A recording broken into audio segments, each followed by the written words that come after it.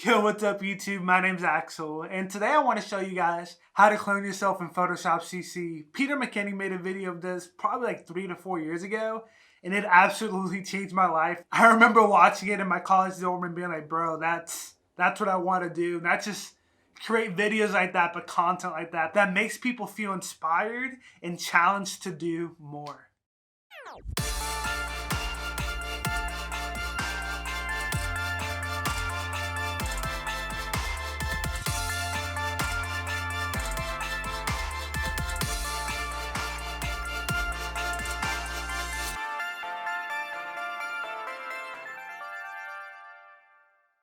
So the first thing you're going to want to do is pick your location. For me, I picked my bedroom, and it's really just behind where we're shooting right now. And there's a photo of me dead center in the camera, and then there's a photo of me on my left with my guitar, and then a photo on my right with my keyboard. And the way to make this work is to make sure you shoot on manual. So then depending on where you're at in the scenery, the camera doesn't try to bring up the exposure or the aperture like it does if you shoot on auto or AV or any other setting.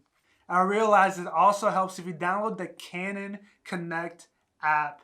I believe that Sony and Nikon and the other camera companies probably have an equivalent, but it was a lot easier to do that. I was able to frame my shot, set the timer, focus on my phone, hit shoot, and then the camera shot it. It saved a lot of time and a lot of headache, and I was actually in focus. Once you have all your photos, you're going to want to bring them into Lightroom or whatever editing software you have. And once you're in Lightroom, go in and edit the photo however you want. There's not a specific style you need as long as all 3 photos have the same color edit. Once all your photos are edited and ready to go, you're going to want to bring them into Photoshop CC, and usually what I do is that I bring them in all as separate files. That allows me to get the true size of the photo off rip. So after I bring all the photos in, I pick which one I want as my background. What I mean by that is which photo am I gonna bring the other photos into. So once all the photos were in, I went in and dragged my first photo over to my second photo. And what I do that makes it a little easier is that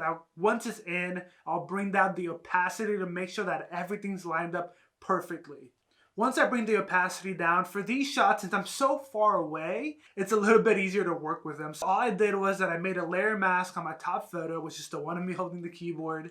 And I went in and I kind of just messed with it a little bit. I used the soft brush and I tweaked around some settings, nothing crazy. And I went in until I felt comfortable with how both photos fit in the frame. After I was happy with the first 2 photos, that's when I brought in the last photo of me right in the middle. This one's a little bit more complicated because my clones are technically right behind me. So there's body parts that kind of intertwine, and like the leg is hitting me or the piano is going through my head. So it took a little bit longer to figure it out compared to the first one. So what I ended up using was the pen tool. I went in and quickly kind of just traced myself out, and then I made a layer mask with what I traced out. From there, I went in with a soft brush and kind of tweaked some edges to make it seem a little bit more real, like all 3 of us were there at the same exact time.